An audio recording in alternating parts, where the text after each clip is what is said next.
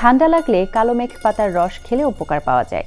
হালকা জ্বর এবং গলা ব্যথার সমস্যাতেও প্রাকৃতিক উপাদান হিসেবে এই পাতার রস খাওয়ার পরামর্শ দেন চিকিৎসকেরা।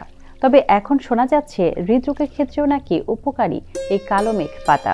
কিছু কিছু ক্ষেত্রে কালো মেঘ পাতা পারে হার্টের রোগের আশঙ্কা কমিয়ে দিতে। ডায়াবেটিস নিয়ন্ত্রণে এই পাতা অসাধারণ কাজ করে।